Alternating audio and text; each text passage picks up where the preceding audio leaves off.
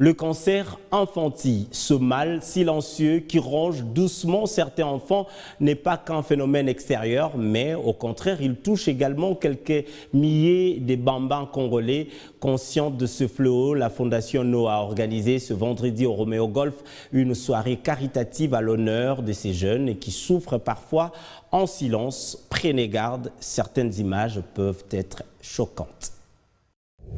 Le rétinoblastome dit cancer de l'œil, le néphroblastome cancer du rein, le lymphome cancer du ganglion, voilà quelques cancers répertoriés chez les enfants.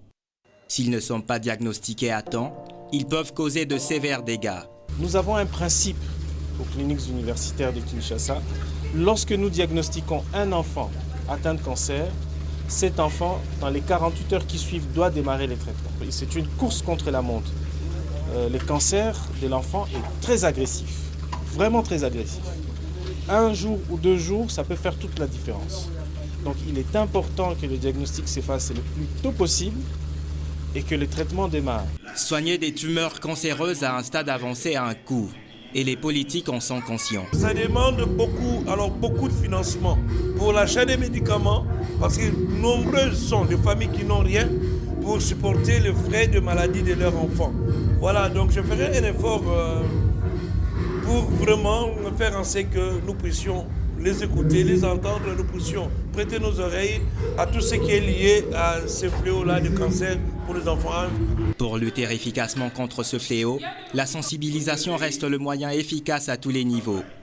C'est le sens de cette soirée caritative pour les enfants malades du cancer, initiée par la Fondation Noah et le Bureau de consultance en matière de santé. On doit sensibiliser. Les gens jusqu'aujourd'hui ne croient pas qu'il y a un cancer qui ravage tellement. Les gens croient que le cancer c'est mythe ou bien c'est la sorcellerie, mais au contraire, moi je suis témoignage. J'ai un enfant qui est guéri du cancer. Mon fils là il est cancer à 10 mois, mais aujourd'hui il est vraiment guéri du cancer. Pourquoi pas parler aux autres? En tant que bureau de consultance en matière de santé, on ne peut pas rester indifférent à une cause comme telle. Et personnellement, en tant que maman, je pense que c'est de mon devoir de soutenir cette cause. Notre objectif, c'est d'amener la formation au Congo et de multiplier le nombre de médecins, d'infirmiers, de paramédicaux qui vont être formés.